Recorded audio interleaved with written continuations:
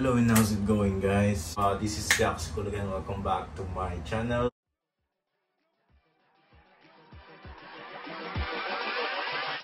Hold up. What I have here is i-unbox ko lang yung susuotin ko sa Dubai for my feet, of course.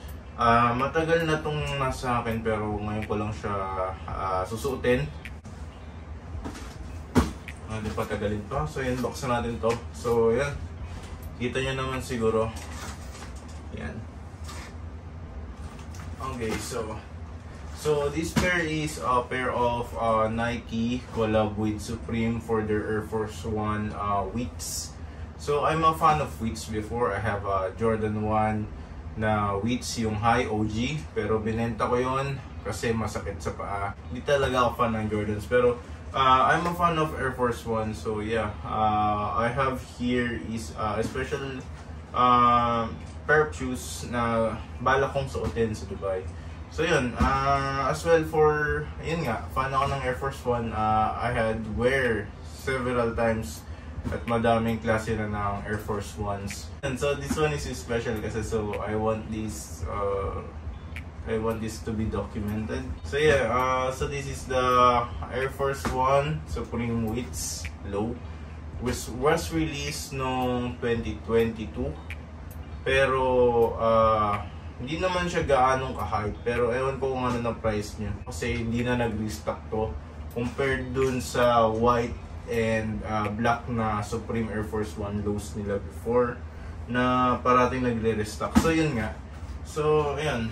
Upon opening the box, makikita nyo yung paper na Nike tapos Supreme, which is, ayun. Just a normal paper lang yan. So, ang kakaiba lang dito is may extra laces siya na flat. Tapos, meron siyang Supreme na logo or Supreme na text dito. Pero, kapares niya rin yung weights. Ito siya, syempre. Kailan ba kayo nakakita ng laces na isa lang, no? So, yun. Ito yung isang extra laces na kasama niya.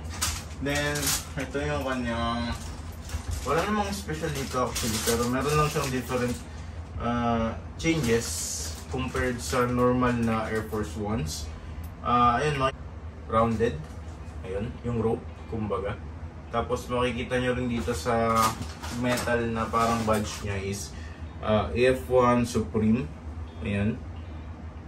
Compared sa mga normal na Air Force Ones, walang ganyan na details. Pero yung hulma niya, yung other shape niya, syempre may mga star. Ayan. Ayan. Ayan yung gum sole, syempre. Yung sa likod niya, Nike Air. Tapos yung Nike niya na check or yung swoosh niya is weights din. Tapos ito lang yung pinagkaiba ng Air Force One na ito is meron siyang Supreme na box logo dito sa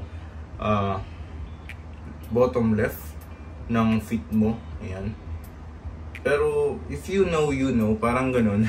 Parang ganun yung vibe niya. Low-key lang siya na hype beast. Pero yun. It's a nice pair of collab na shoes nga din kasi. Sa likod niya Nike Air embroidered. Sa tang niya is Nike Air Force One Supreme. Yan kung nakikita nyo. Yan. Yun lang. Yun lang yung pinagkakaiba niya. It's a nice pair of shoes. Yan. Hindi ko pa pala napakita yung sa box. Yung box niya is black. Tapos merong glossy part dito na Nike. So ayun. Ang SRP nito is plus 1,000 lang yata siya. Normal sa Air Force One, so I think 7,000 yun siya mabibili back way 2022, pero right now I think nasa 20,000 na siya. Just don't go half size down on this pair, sasakit yung paa nyo, promise. Just go through to size. So yun lang mga marirecommend ko if you're getting the pair of weights na Air Force One. Yan, it's not your typical Air Force One din kasi. So yeah, that's the difference between the normal Air Force One and this one.